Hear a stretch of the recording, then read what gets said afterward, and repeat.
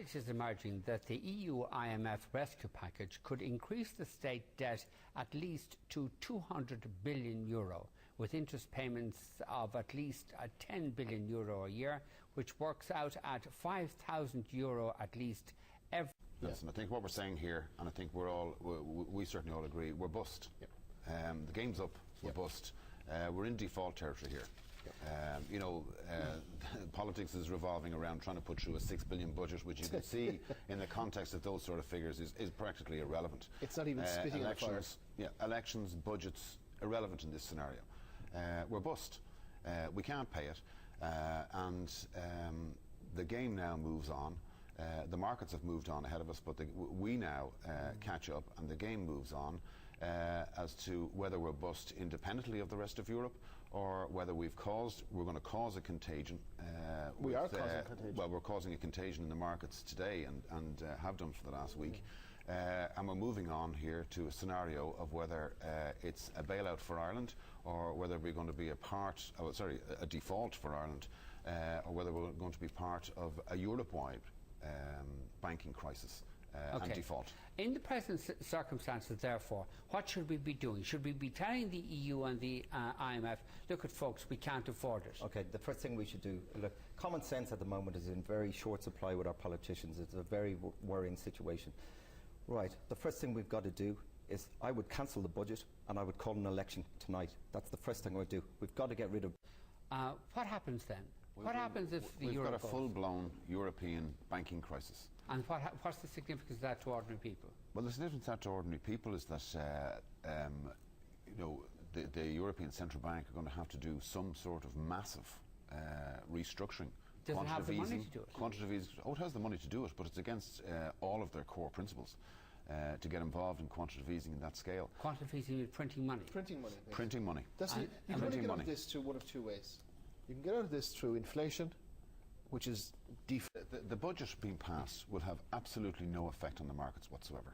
Right? The markets know it's priced in. The markets know the figures are too big for us to be able to repay it and service this level of debt.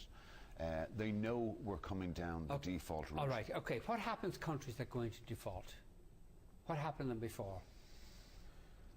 Well, if you get a good default, there's a window. There is a window, as Brian and Paul are indicating, that we are in a situation where we do have a nuclear bomb, and it's terrible to be using that expression, but that's the reality, is that we owe an awful lot of people a lot of money, and we have the opportunity of negotiating on that. Now, if this contagion continues across Europe, and Portugal and Spain slip into this, we will end up in the queue for a bailout, which will be disastrous. At the moment, we're front in line. Right? You do not want to be behind Spain and Portugal putting your hand up saying we need some money. We want to get this resolved quickly, very, very quickly. And the difficulty here is that our negotiators to date have played chess one move at a time. They do not understand, right, that the markets and the other players are playing chess 4 and 5 moves ahead. We're amateurish in terms of what we're trying to achieve here. We're just accepting everything they throw at us, and we need to get in there and negotiate a deal. And that's why you can see the bond spreads widening in Portugal and a good default is really a lot of money. And the better, the bigger the default, Vincent, the better. Absolutely, and you can recover very strongly from a situation like that, which is again back to the point that we need to get in here before Spain and Portugal do. But it's not countries, Vincent. We're falling in, even us here, into the trap of equating private banks with the sovereign. It's banks, it's private institutions, vital private institutions, but ultimately private institutions that will be defaulting, not the sovereign debt. Let's never forget that it was 2008. You've called it calamitous, and words don't even begin to describe it. The guarantee that was given has made this fiscal Frankenstein where the banks and the state have become genetically intermingled. We've got to get that out. Default on the bank debt, restructure it, do whatever you want to do to call it, but get it off our backs. And then we can deal with the sovereign stuff, because you know what?